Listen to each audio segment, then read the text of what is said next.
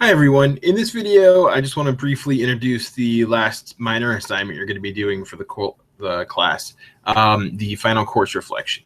So this is worth 5% of your grade. It is due tomorrow at noon on Wednesday, August 10th, and you need to make sure that you have it done. If it's not done by the deadline, it won't be accepted.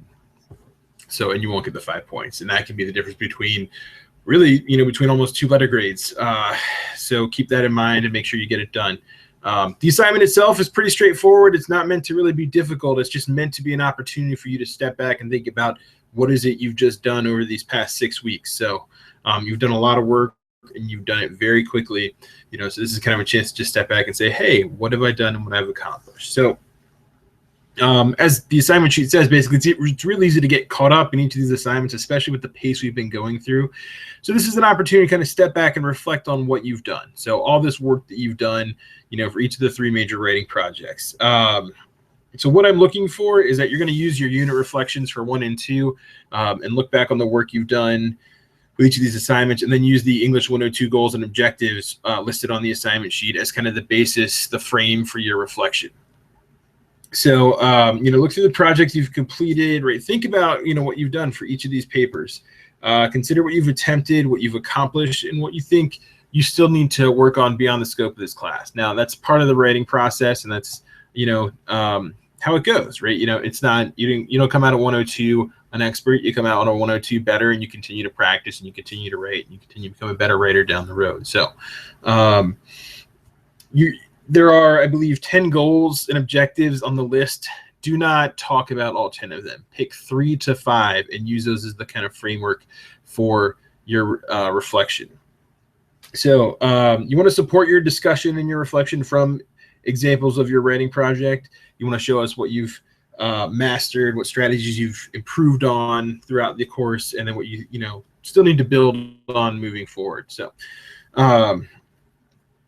So the length, 750 words, minimum, 12 point times the Roman calibri font, basic MLA format should be pretty standard at this point. You're imagining your audience as me or another member of the writing program's faculty, and you're basically making a case for why you succeeded in 102 and you're going to move on writing in the university. So what I'm looking for is that you use 3 to 5 of those goals and objectives as the frame for your reflection in the assignment, and that you provide convincing support using details and examples from your writing done in the course. Now, there's 2 ways to do that. So one, people in this reflection just paraphrase. They kind of just refer back to what they've done, right? So in this paper, I had to find a bunch of research, that kind of stuff too.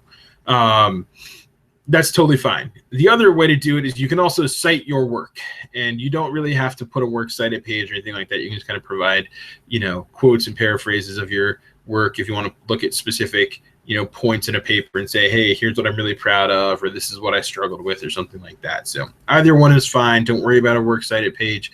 Feel free to refer to your work however you're comfortable doing. Just make sure you're doing that to provide evidence for, what you've accomplished in the class. So again, this is due by tomorrow, Wednesday, August 10th at noon. Needs to be done and submitted by that point.